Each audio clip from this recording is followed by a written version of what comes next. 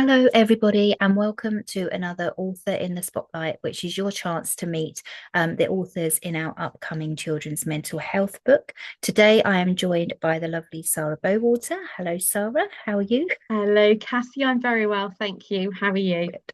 I am amazing. Thank you. Feeling good and excited today, actually. So, yeah, all good. So, without further ado, I'm going to hand straight over to you and just ask you to give a little bit of an introduction to who you are, as a person. So, your, hobbies and things like that, not what you do and who you look after. So, I will hand over. I was going to say that's quite a hard one because actually, I think so much of my identity is probably fostered around that whole idea of being a teacher and that being central to me. But outside of the classroom, I love to travel. Travel anywhere, anytime, any excuse. I would probably say during school holidays, I would be either out of the country or I'd be planning a day trip. So travel's a massive one for me because I think you find out so much about this amazing world in which we live, but you also find out so much about the people that are in it and their cultures and their customs and their beliefs, what makes them tick. And I also, another massive hobby of mine is cooking. And so if I go anywhere new, especially if it's a different country, then I will try to do a cookery course while I'm there. And I will be there with a notepad, making a note of the recipes that I've really enjoyed. Um, but then when I'm here as well, you're going to find me in a UK bookshop looking for a local recipe book. I think I've lost track of the number of cookery books I've got. It's just probably into its thousands. So I love travel. I love cookery. There is, believe me, there are masses everywhere. Literally every room has got like a pack, like a stack of about 10 or Wow. 20 in there. So yeah, there are a lot.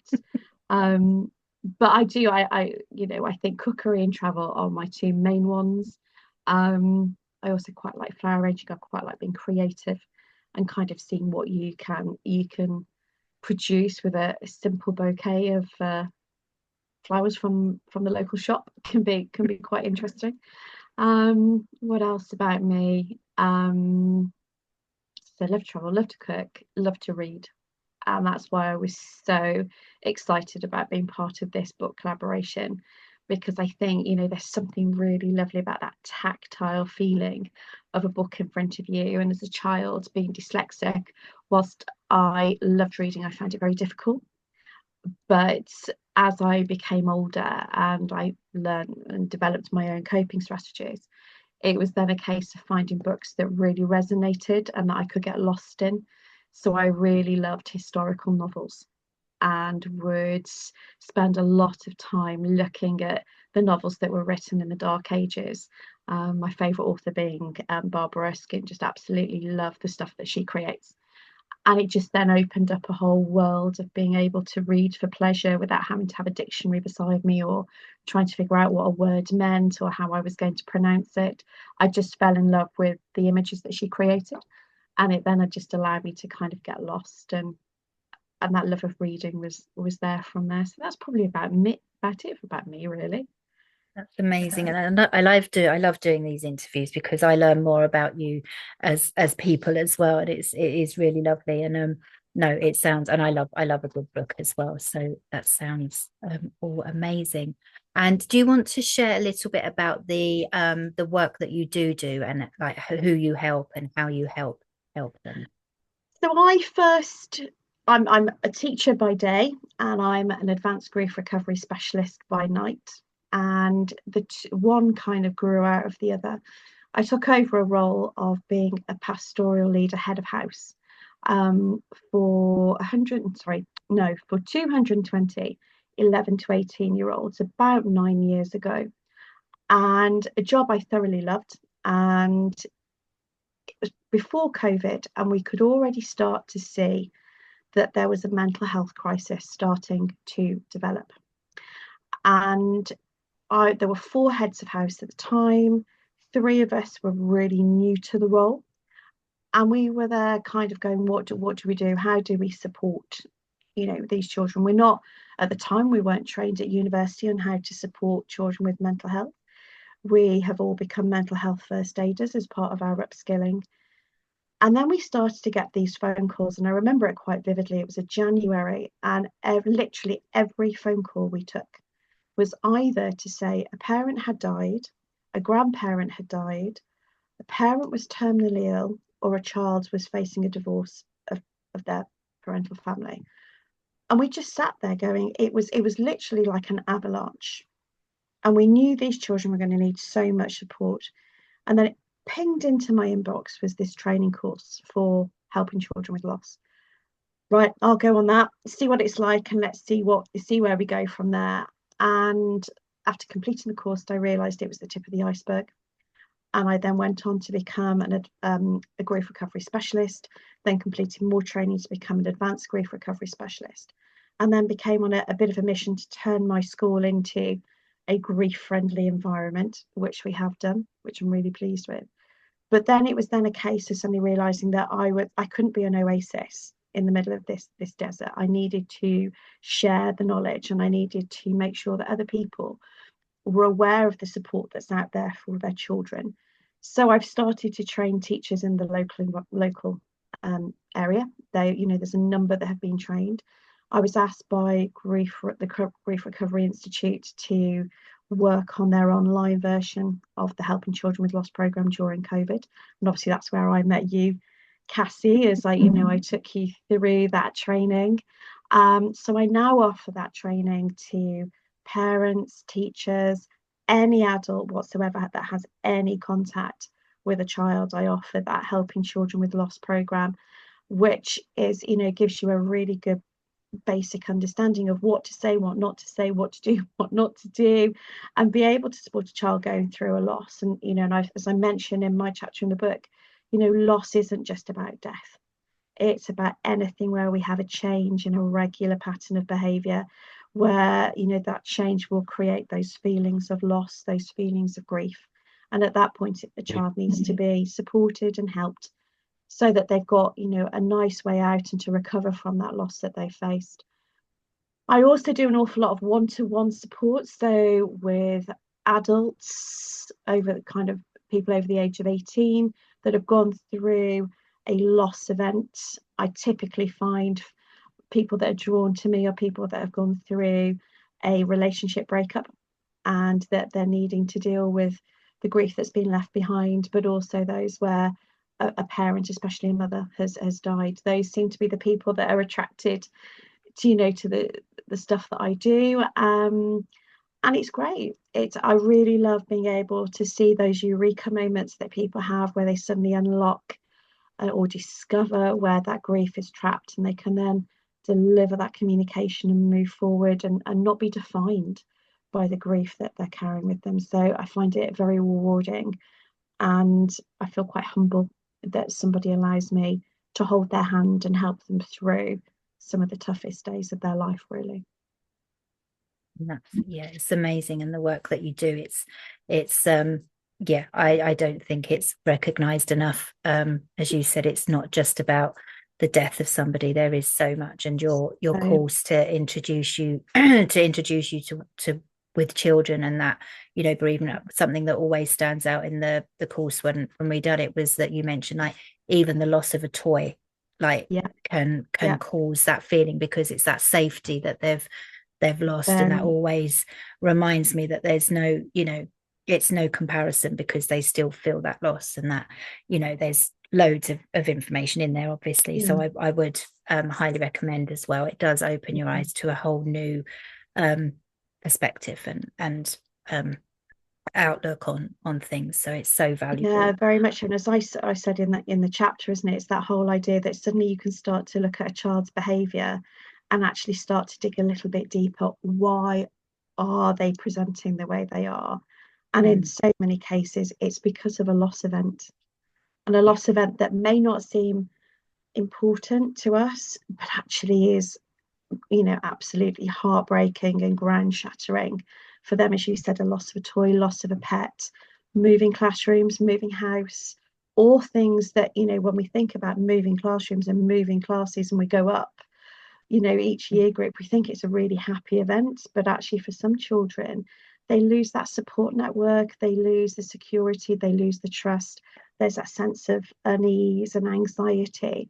And actually, if we can start to look at the way they behave, maybe we can start to see where maybe there's that little bit of anxiety kind of trapped that we need to discuss and help them move forward with. And yeah, it's so important what you do, and I'm the help that you provide is invaluable, so thank you for all of that. So you sort of touched on the next couple of questions that I was going to ask, like what drew you into wanting to take part of the book, and a little bit about what your chapter's about. So I know you've mentioned it, but is there anything else you wanted to add to that?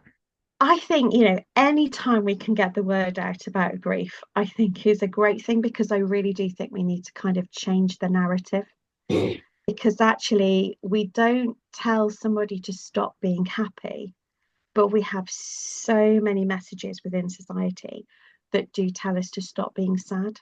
And there are so many little phrases that are passed from one generation to the next that ultimately are trying to limit somebody's the way that they would actually express themselves, the way they would actually turn around and say that they're grieving. And it becomes something that's quite frowned upon, and something that we don't always talk about. We bottle things up. So for me, any time, any chance where there is to kind of bang that drum of we need to talk, we need to share, we need to get things out there, then I'm always going to take that opportunity. But I think because it's so closely linked to children's mental health, again, it's about raising that awareness that there are things that we can do in the home, not even in school, but things we can do in the home to support a child going through a loss event. So, when you started to talk about it, it's like, yes, please.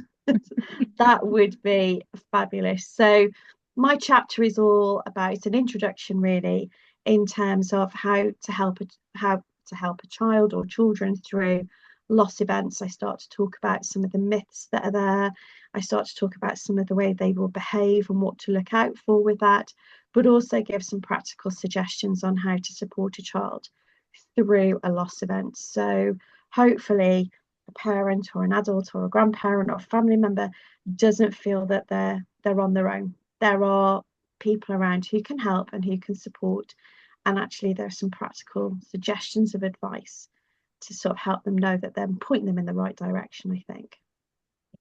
Amazing. And it is a very I say I've said this to everybody, but it is a very powerful chapter. It's a powerful book.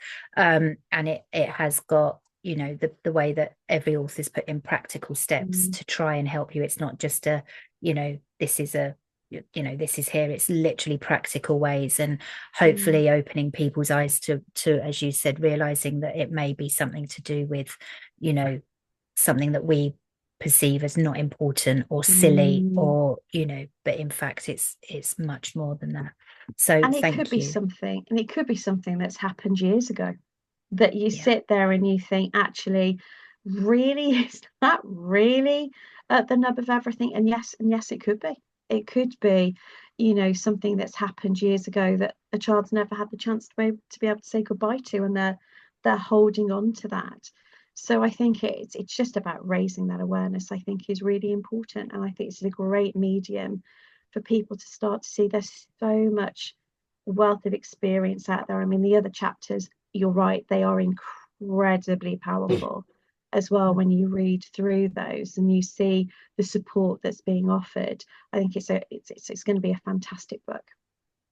Thank you. Yeah, I am so excited for this to go out, because I just know, I can feel that it is going to help. It is really going to help people. And so obviously all of your contact details are in the book, but for people watching this, if anyone wanted to reach out, like to connect with you or to find out more, where is the best place for someone to contact you? Because obviously people are either social Yeah. media, some people are email. So where would you I would probably recommend? say that social media is probably the best at the moment. Um, I have a separate page for supporting children, and it goes under, it's obviously Facebook, and it would be Sara Louise. I don't tend to go by my surname. Sara Louise, helping children with loss. And that's a dedicated page where there is information and things that have reposted from the Grief Recovery Institute, but also it then has being able to obviously contact me and message me through there, and I can then set up a means of communication. Also, emails are really good ones. So Sara Bowater, no, all lowercase, no dots or I's or anything else, Sara Bowater at hotmail.com. And in the next few weeks, or I say few weeks, it's probably going to be about August time. Hopefully, there will be a website that will be available, and that will be called Elevatum, which is all about raising up and the idea of actually people sort of overcoming their challenges. And that will be very much about showing everything, all the support that I do in the various different places that I offer it. So that's work in progress at the moment. But obviously, Linktree, as you've got in the book, that will then have things added onto it as a way of being able to communicate with me as well. Amazing. And I will put the Facebook page with above this interview when it goes out as well, so people can contact you. So that's amazing. So if you want to find out more about Sara's chapter, then you will have to get the book when it comes out. But if you want to connect with her, obviously you can do that through the link she said. So thank you for your time today. Before we just draw to a close, is there anything else you wanted to say that I haven't sort of mentioned, or did we cover everything within the I think within? we've covered everything. So I don't want to give too much away. I No. don't want to, because actually, I think there's some really good. I know I'm playing my own trumpet, but I think there is some really good advice and some really good ideas within that chapter. So no, I think we can leave the Yeah, reader in suspense, I think, to amazing. find out more. But I think from a personal perspective, Cassie, thank you so much for creating this collaboration. I think it is amazing, and it's been wonderful to work with you again, but also the other wonderful people that are involved in this book. And I just know it's going to be an absolutely fantastic project, and I know that people are going to have a really good time reading this and learning, and hopefully it's going to change a lot of lives. So thank you very much. Amazing. Thank you. Thank you for your kind words. And yeah, please do keep a lookout for more information about the release of the book, and do join us again soon for another author in the spotlight. But for now, we'll say goodbye and see you soon. Take care, everybody. Bye bye. Bye. Bye.